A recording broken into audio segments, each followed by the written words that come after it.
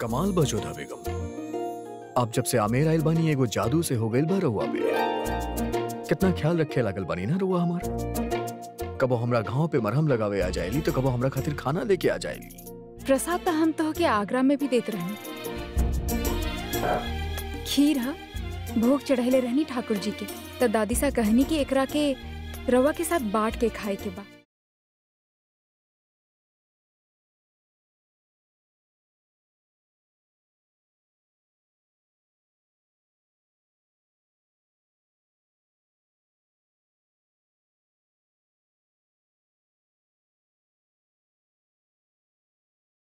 अब हम का गुनाह कर देनी जोधा बेगम जौन आप हमके इतना हैरत से देखतानी। रवा सदैव आपन धुन में ही रहले ना कि का कहलस रवा के कुछ ध्यान ना। अभी हम कहनी कि प्रसाद के बांट के खाए के बाद रवा स्वयं अकेला ही खा गईला।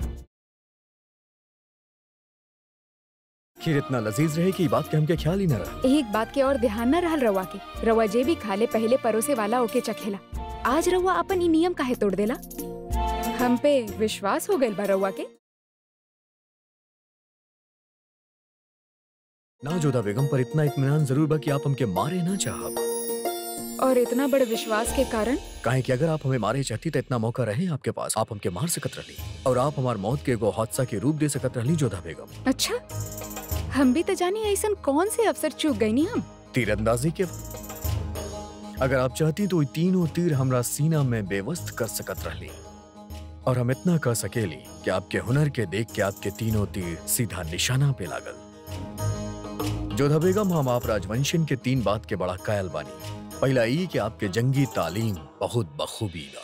दूसर ई कि चाहे जंग होखे या रिश्ता, आप ओकरा बड़ा ईमानदारी से निभावेली। और तीसर बात ई जोधा बेगम कि आप कभो पीठ पीछे वार ना कर सकेली। और एगो और बात जोधा बेगम, आप लोग तस्वीर बड़ा कमाल के बनावेली। लागेला इंसान जीता जागत आपके सामने खड़ा होके। अभी तस्वीर के ही देख ली, हमके यकीन भाई जेकर भी तस्वीर होखी होगे बहुते उमदा सिपाही हुई है। एगो सच्चा जानबाज जंगबाज। तनी इनके आंख के चमक देखी, इनकर पहनापन देखी। ई कौनो साधारण योद्धा ना, वीर शिरोमणि महान राजा पृथ्वीराज चौहान बानी। राजवंशियन में सर्वश्रेष्ठ योद्धा में गिनल जाले। कई विदेशी ताकतन के धूल चटैले बाड़े। यश इतना कि शत्रु इनकर नाम सुन के मार्ग बदल देत रहले। तेज ऐसन कि कई लुटेरा आक्रमणकारियन के शरीर में ठंडा लहर दौड़ जात रहे। और शक्ति ऐसन कि केहू भी युद्ध में इनकर सामना ना कर सकत रहे। हाँ, छल से मोहम्मद शहाबुद्दीन गौरी इनके बंदी बना लेले रहे। कई यातना देलस, इनकर आंख भी निकाल लेले रहे। परंतु वाह रे शूरवीर, खाली स्वर के लक्ष्य बना के ऐसन शब्द भेदीवान चलैले कि गौरी के प्राण ले लेले। कभी कभी हमके ऐसन लागेला कि हमनी राजवंशियन के ऐसन और भी वीर योद्धा के आवश्यकता है जे मुगलन से हमनी के रक्षा कर सके।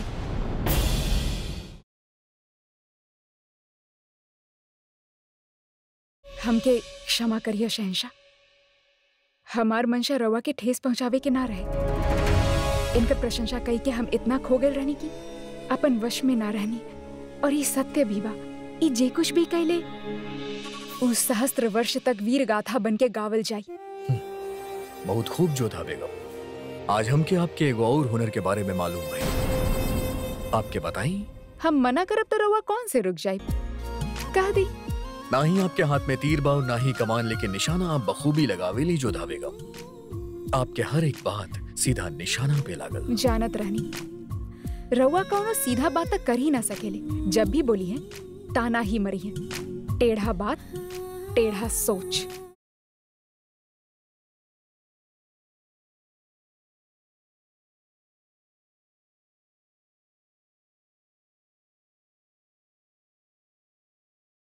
देखा तो सुकन्या, तोरा खातिर कितना सब भेंट आइल बा।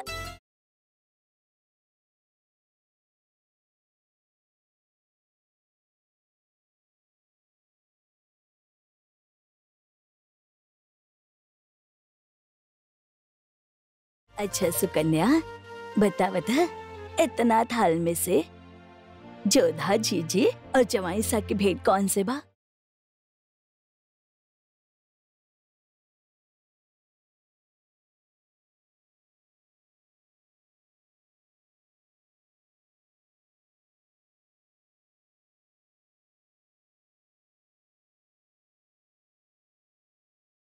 सुकन्या दुविधा में पड़ गईली, ना बता पाई।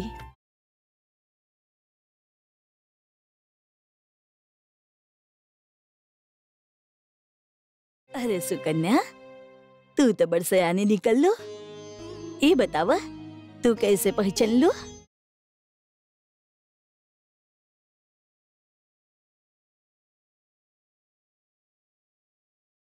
ये चूड़ी से दादी सा। जोधा जीजी, कुछ स्मरण भइल? तहार कांच की चूड़ी ना चाहिए। ये समझ ली कि हम अपन सबसे प्यारी चीज दे देनी तोके।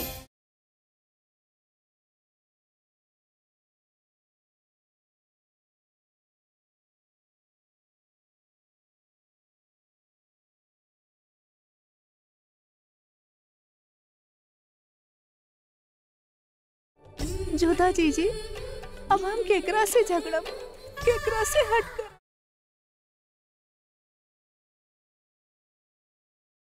सावधान!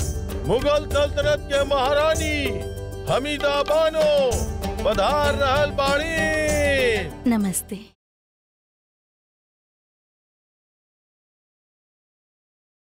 शहजादी सुकन्या खातिर मुगल खानदान के ओर से तोहफा कबूल करी महारानी साहिबा। धन्यवाद।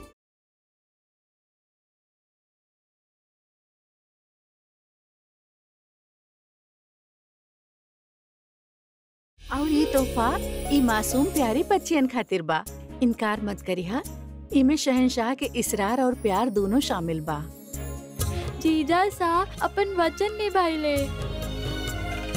हमने खातिर भेंट हम ले ली।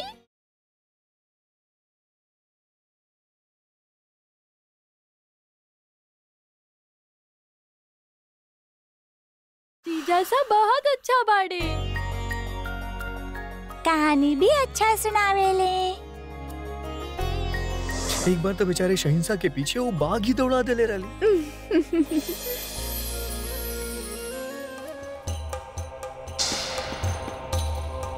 ये तोहफा हमरा ओर से कबूल करें सुकन्या। और ये तोहफा शहंशाह के बेगम खास रुकैया सुल्तान की ओर से।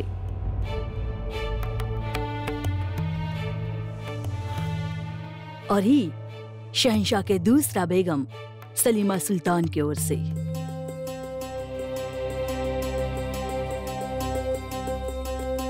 उ रउआ खातिर एगो पैगाम भी भेजले बानी कि उनके बेहद अफसोस बाकी उरा और निकाह में शरीक न हो पाई हैं।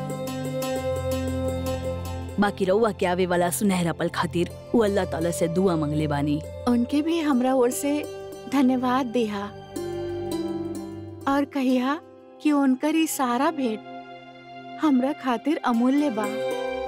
और ये तोहफा राउर छोट बेटी शिवानी खातिर हा। रउआ के स्नेह देख के भाव विभोर हो गई नी हम। मगर एको प्रश्न बा मन में, रउआ के कैसे ज्ञात भइल कि जीजा और बहन की ओर से छोट बहन के का भेंट देहल जाला?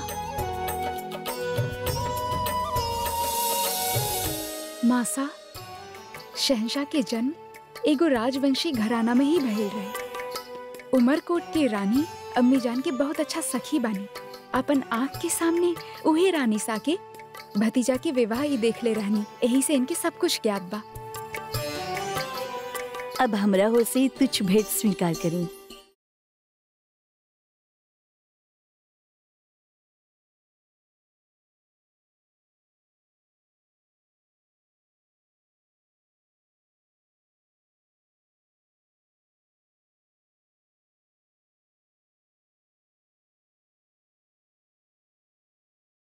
महामंगा जी, ई विशेष रूप से हम रउआ खातिर सिलवैले बानी। रउआ ऐसने वस्त्र पहने नी ना?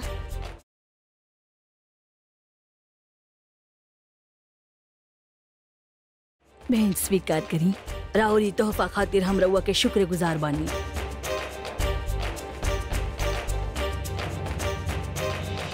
अरे जोधा बेगम, राउर तोहफा तो भूल ही गई नी हम।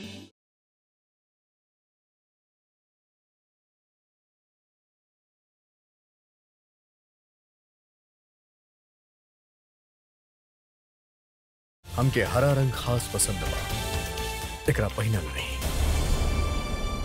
ई जोड़ा खास रउआ खातिर शहंशाह चुन ले बाड़े। शहंशाह के मनपसंद रंग बाई। सुकन्या जीजी, एक बात भइल, जोधा जीजी के हरा रंग बिल्कुल पसंद नहीं खे। उनके सासू माँ की बात भी ज्ञात नहीं खे। रउआ लोग जलपान खातिर प्रस्थान करी।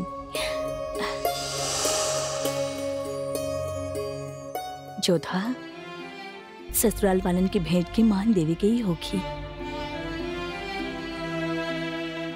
अब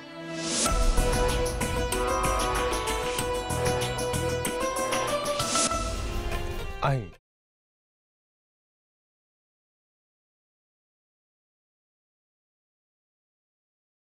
पधारी समझी सा, रार स्वागत है। रउआ रहे के सारा व्यवस्था इजे कइल गइल बा।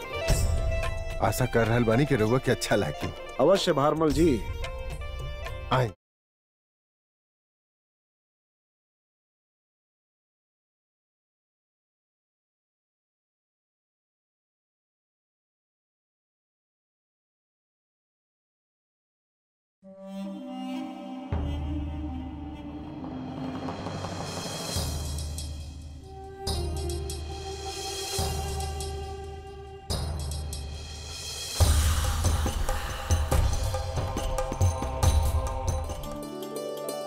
प्रणाम महामंगा जी। का बात था? रउआ हमके बुलाईनी, कौनो असुविधा तो नहीं खे न रउआ? बिल्कुल ना, हमार बहुत अच्छा ख्याल रखल जा रहल बा यही जा। देखी ना राउर दादी जानते जाने ली हमके का पसंद बा, हम का पहने ली का नहीं खे, काबिले तारीफ बा राउर घर वालन के समझ। राउर वालिद के वालिदा जे तोहफा हमरा के देहले बानी, ओके देख के पुराना जख्म ताजा हो गई। त सोचनू जख्म के मरहम लगावे खातिर रउआ के बुलावल जाए। हम समझनी ना। फिक्र मत करी, हम अभी ये समझावत बानी।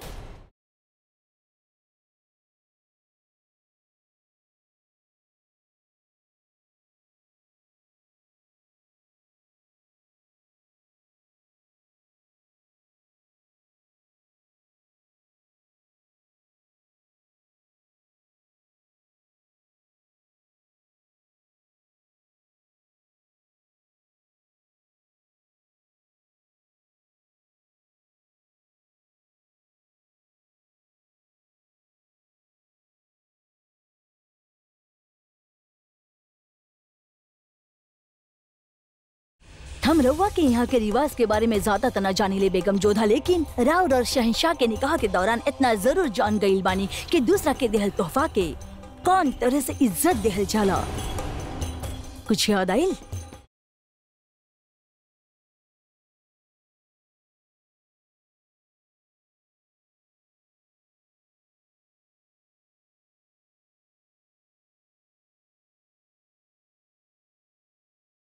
रउआ से ही सीख ले बानी। बहुत गुस्सा आ रहल बना रउआ के, हम के भी आइल रहे जब रउआ शहंशाह के देहल तोहफा सबके सामने जला देले रहलू। हम चाहती त आमिर से देहल गईली तोहफा के इहाशरा सबके सामने कर सकत रहनी, बाकी का करी, मुगल सल्तनत के वजीर आलिया बानी हम। सारा काम तहजीब के दायरा में रह के करे के पड़ेला हमके।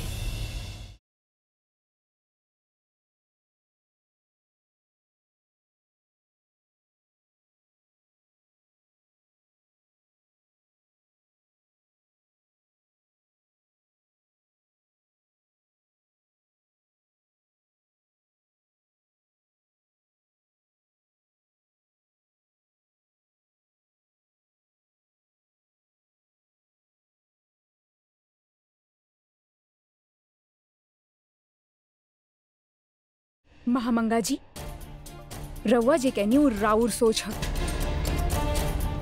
और केहू के सोच पे केहू के अधिकार ना। हमके दुख ए बात के ना कि रउआ दादी सा के भावना के सम्मान ना कईनी।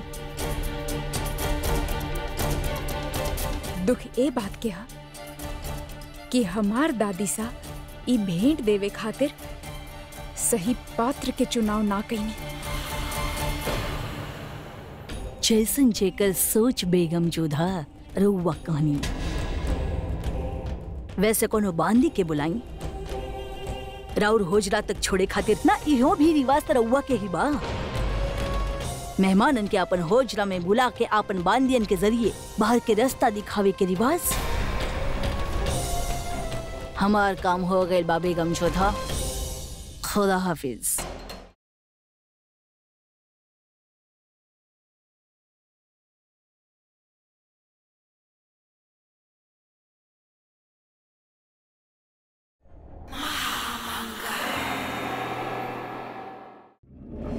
रउआ हमरा खातिर बहुत कुछ कैले बानी, बाकी का रउआ के अपन देहल वचन याद बा?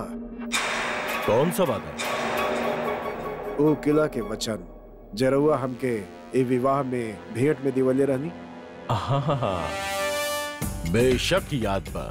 रउआ तो जाने नहीं कि वो वचन के कारण ही हम इस संबंध स्वीकार कैले रहनी।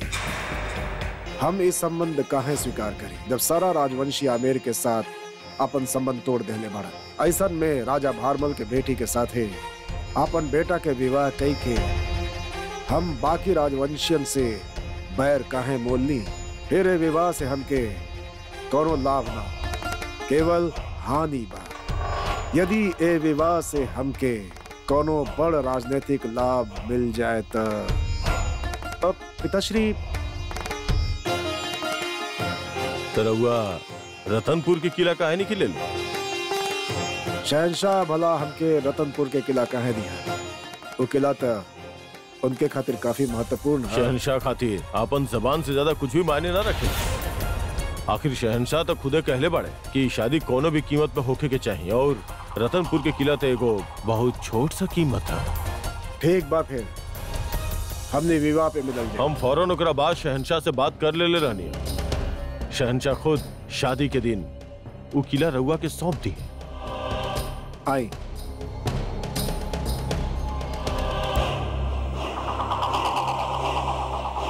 का तो हुआ कि जलाल से बारे में बात के लिए रहला? बेशक ना अदहम।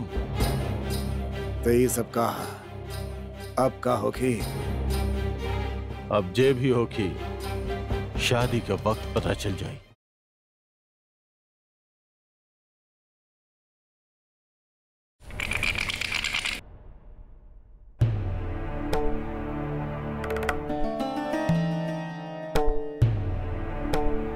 बड़ा अच्छा चौपड़ खेले नहीं कुंवर प्रताप। खेल में हमके आगे बढ़े के मौका ही ना देता नहीं। खेल होके या युद्ध, हम अपन शत्रुअन के खड़ा होके के अवसर ना देंगे। सावधान!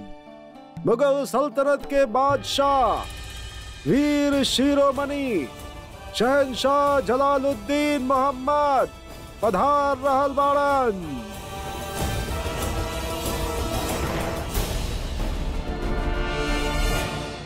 आई जमाईसा, उत्सव प्रारंभ होखला से पहले ये सब चाहत रहले कि चौपड़ के खेल में दूधू हाथ हो जाए। खेल ही ऐसा बारा जा साहब कि केहू खुद के रोक ना पाई। वैसे हम भी खेल के शौक फरमाए ली।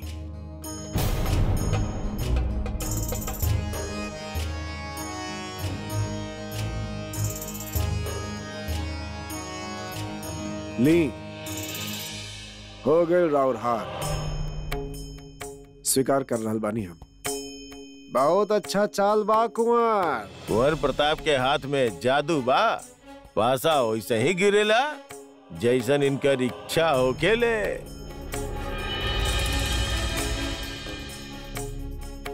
यह अवसर बा। युद्ध क्षेत्र में ये दोनों जब आमने सामने आई हैं तब के तब देखल जाई। बाकी आज यहाँ ये खेल में कुंवर प्रताप जलालुद्दीन के हार के स्वाद चखा सकेलन। ठीक कह रहल बानी रउआ। भारमल जी, यहाँ बैठल राजवंशियन में से केहू भी कुंवर प्रताप से टक्कर ना ले सकेला। हम चाहतानी कि राउर जवाई सा बादशाह जलाल कुंवर प्रताप के साथ दो हाथ करें।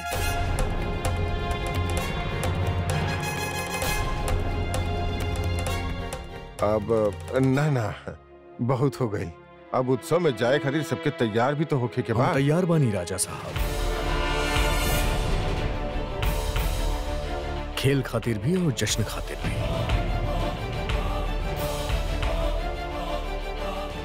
हम ही खेल खेलब।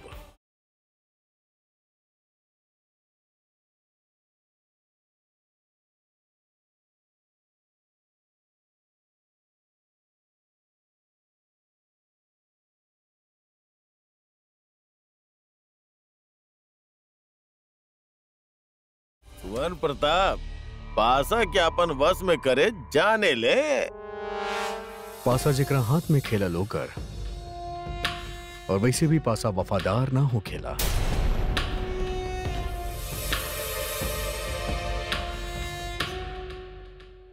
अगर शहंशाह यहाँ नहीं खाई तो अच्छा ही होगा।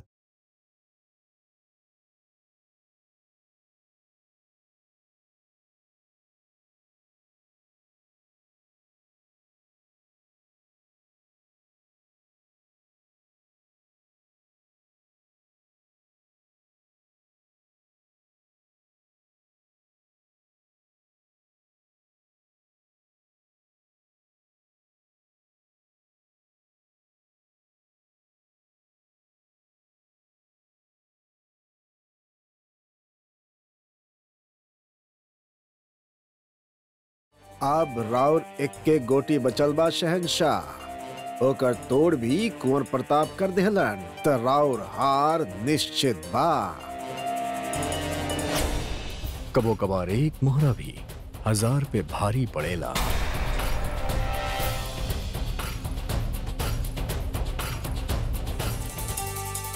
भगवान दास, तनाव बढ़त जा रहल बा। ई खेल के एजी रोके के पड़ी।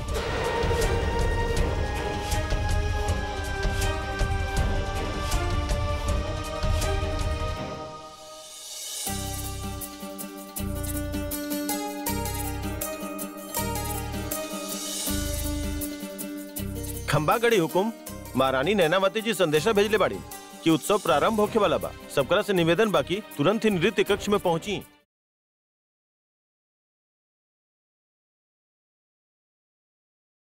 अब तक जाए के ही होगी। जमाई साहब, कुंवर प्रताप, रघुआ दोनों से विनती बा कि खेल के यही बराबरी पे समाप्त कल जाए। उत्सव आरंभ होके वाला बा।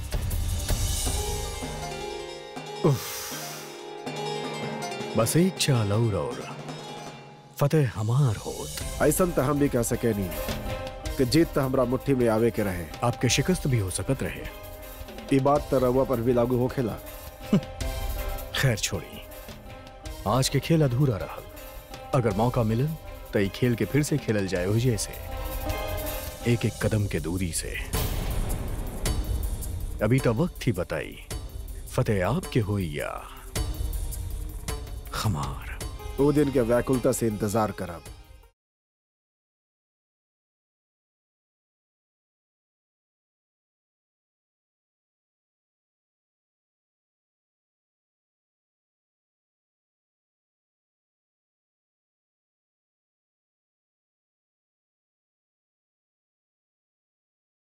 सब कायदे से तो बाना मोहतरमा। हाँ, मगर वो थाल कहाँ बा जेकरा में कश्मीर के कसीदे के जोड़ा रखल रहे? जा ले आवा।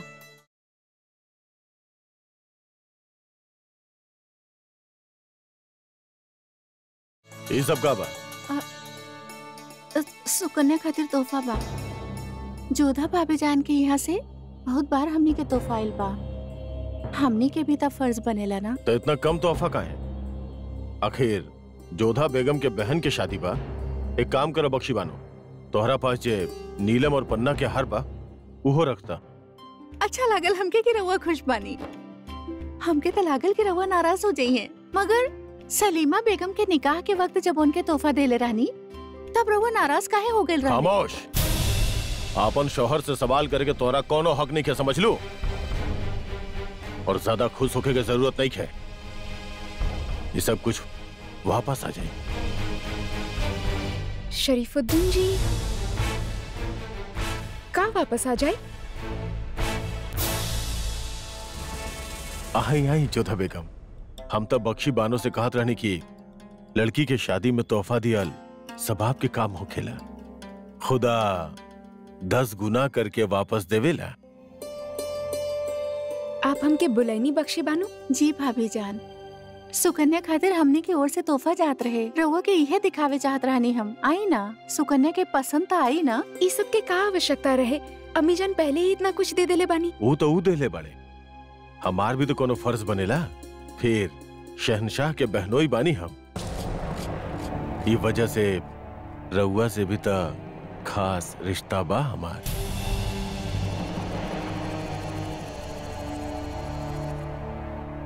ईता आपके बड़प्पन बा। सुकन्या के ओर से हम रउआ के धन्यवाद देत बानी।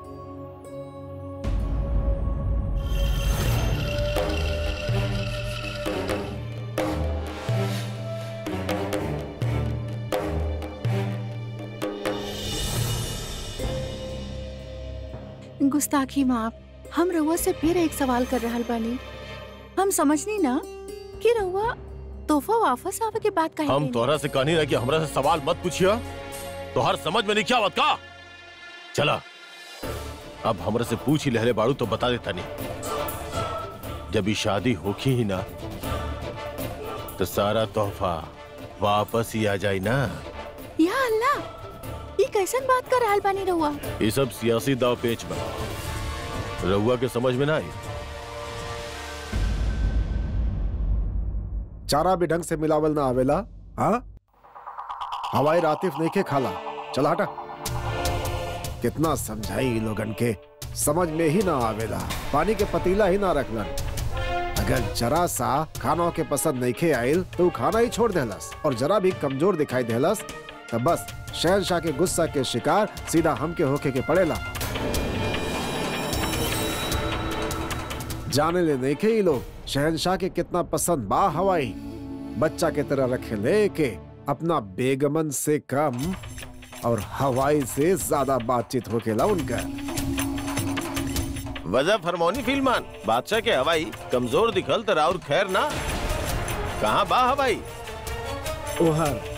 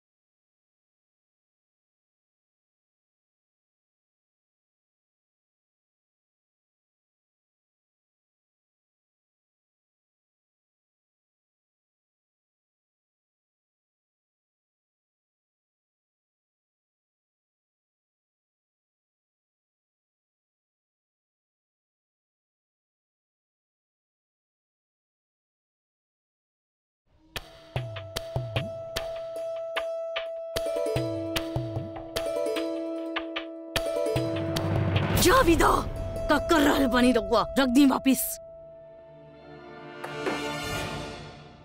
देखी ना सासू मासा, दादी सा हमरा के कितना खूबसूरत जेवर देले बनी। हम एक ही पहन के शाम के जश्न में जाइब। का कहनी अभी रउआ? हम एक ही पहन के शाम के जश्न में जाइब। ओकरा से पहले दादी सा ई जेवर हमके देली।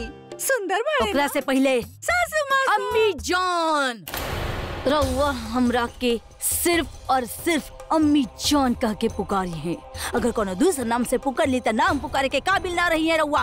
और दूसरी बात, अम्मी जान उतार दी जेवर और ये कपड़ा और पहन ली जरुआ आगरा से लेके आइल बानी पिटारा भर के। लेकिन वो तो हम कितना बार पहन चुकल बानी ना अम्मी जान। और एकरा में कुछ नयापन सा बा। केहू के देहल तोहफा के कदर भी तो करे के चाहिए ना। और रउआ भी तो वह लिबास पहने बानी जे दादी सा रउआ के देहली।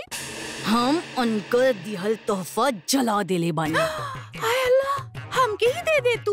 रउआ जला काहे देहली? काहे कि हमके ई राजवंशियन के तोहफा से कोनो लेना देना नहीं खे। पर ये बात तो गलत बा ना अम्मी जान। खामोश। अब का हमके रउआ से सीखे के होगी कि का सही बा और का गलत। हम जे कहनी उतना करा और आज शाम के जश्न में मुगलन की तरह तैयार होके आई। पता नहीं के कैसन बानी, ना खुद खाली ना केहू और के खाए दिली। लागत बस सुबह सुबह करेला के अर्घ पी के अपना दिन के शुरुआत करेली। ऐसा काहे बड़ी हमार सासू माँ सा? जावेदा अम्मी जान, अम्मी जान।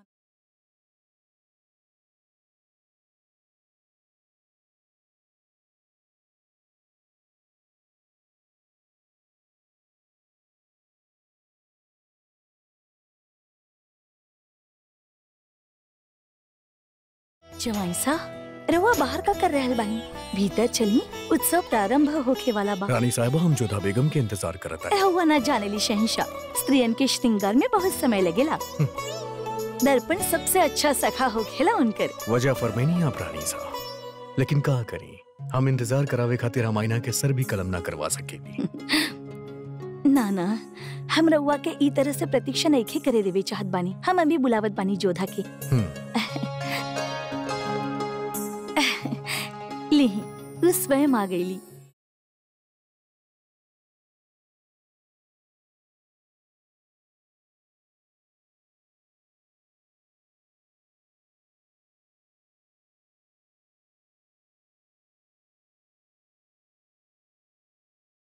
ई कौन हुनर बा जोधा बेगम के, इनकार करके भी वह जोड़ा पहन ली। जोधा, शहंशाह कब से थारी प्रतीक्षा कर रहल बाड़े। कितना ध्यान रखेले वो तोहार। जोधा जीजी, आज सूरज पश्चिम से कैसे निकलल? मतलब रउआ और हरा रंग साथ साथ? सुकन्या, ये हरा रंग हमरा वजह से पहनले बाड़ी। हमके हरा रंग पसंद बा और खास कर जोधा बेगम पे।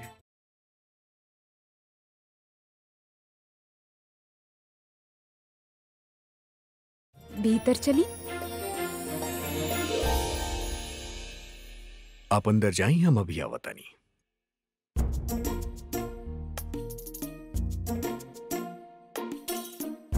जितनी हम और बांट रहल बा चलाल, कमाल बा। पहले तो हार जीतल खजाना के वो आमेर वालन के वापस लौटेलस, और अब इस शादी तोहफा अलग से।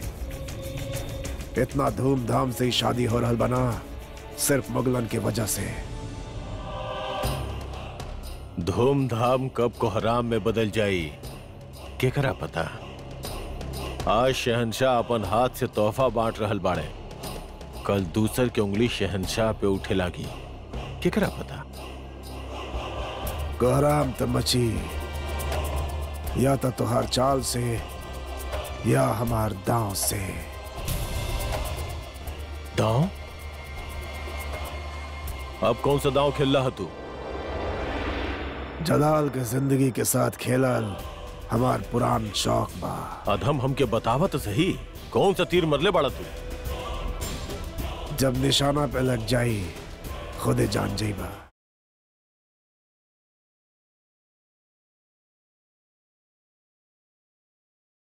तू प्रबंध संभाला, हम जाके आवतानी।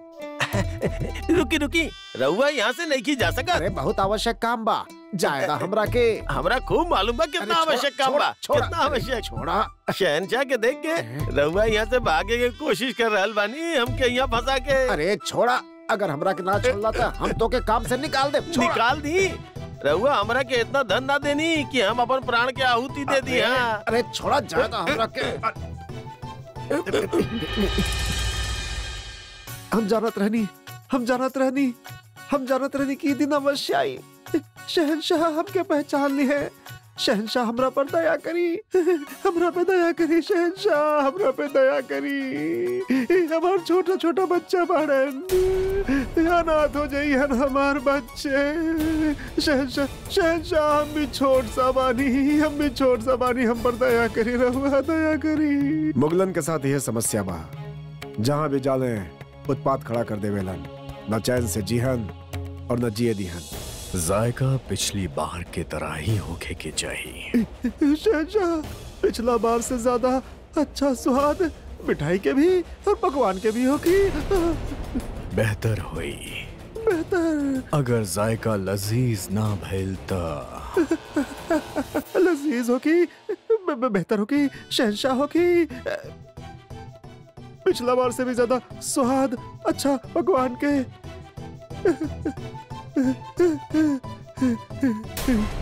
का देख रहा बड़ा तमाशा हो रहा बका। चला चला शहनशाह ते हमके क्षमा कर देलन।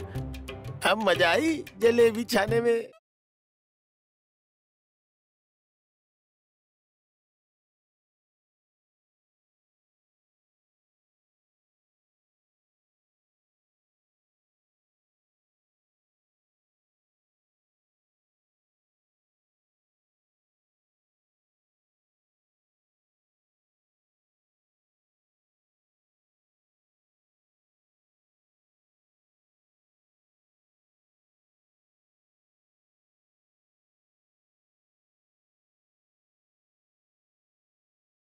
पकड़ा एकरा, संभाल के पकड़ा।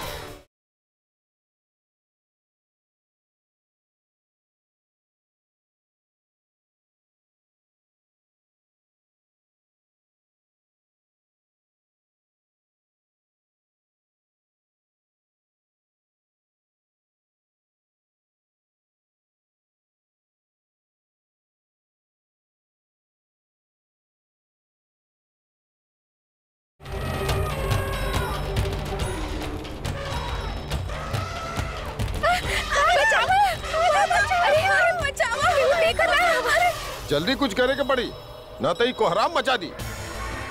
बेहोश कर जाए के और फिर मार दे। हरगिज ना, शहनशाह के खास भाई, अगर एकरा कुछ हो गई तो शहनशाह से बुरा क्यों ना होगी। तब तो हमके शहनशाह से बतावे की होगी, शायद वह एकरा काबू में कर सके। मजा फरमाइला रहुआ, ये शहनशाह के बात मानेला, उहे के काबू में रख पई। जब तक शहनशाह अवतारण हमने के कुछ करे के होके। अधम कहाँ जा रहा बड़ा? अहमक हो गई भाई, मार दी तोहरा। हम जाना तानी कि हम का कर रहल बानी।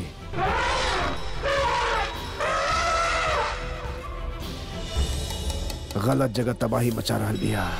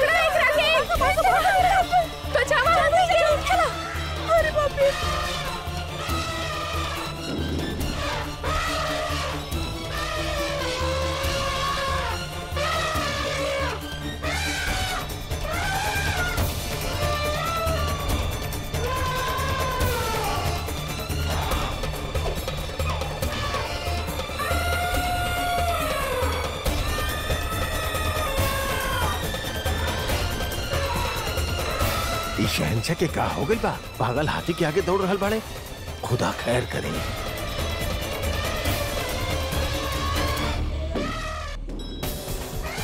हवाई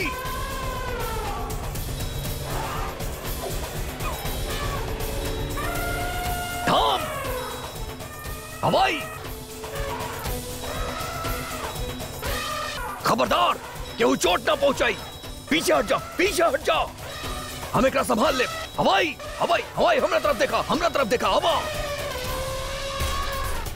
हवाई हवा, थाम थाम।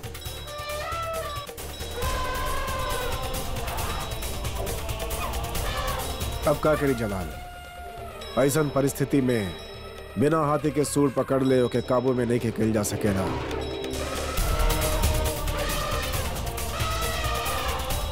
हवाई थाम, हवाई।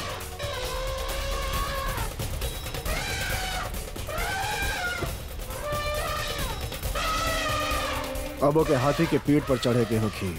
वैसे इस समय इस सबसे कठिन काम बा।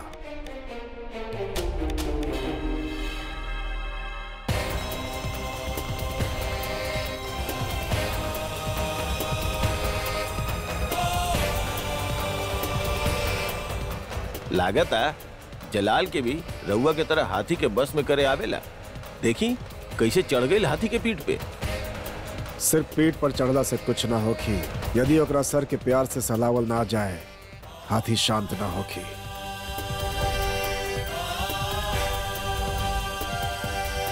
थाम हवाई।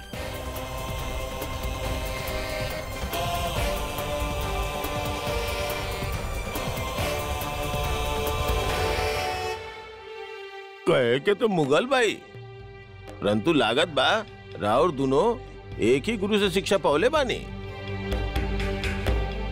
सावधान प्रताप, अपन शत्रु के शक्ति के ठीक से पहचानिया, काहे कि हो सकेला उ तोहरा से अधिक शक्तिशाली होके। शत्रु बा परंतु माने के पड़ी, बहुत अच्छी शिक्षा मिलल बा एकरा के। एक श्रेष्ठ योद्धा बा जलाल। शांत, एकरा केहू सजा ना देई, काहे की गलती एकर नहीं है। केहू एकरा साथे भद्दा मजाक कैले बा, एकर ख्याल रखल जाए। हम कल तक एकरा दुरुस्त चाहतानी।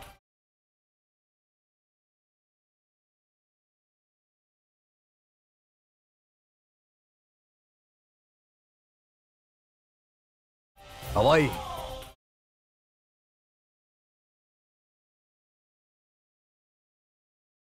के हमार हवाई के साथ ऐसा भद्दा मजाक कैलस।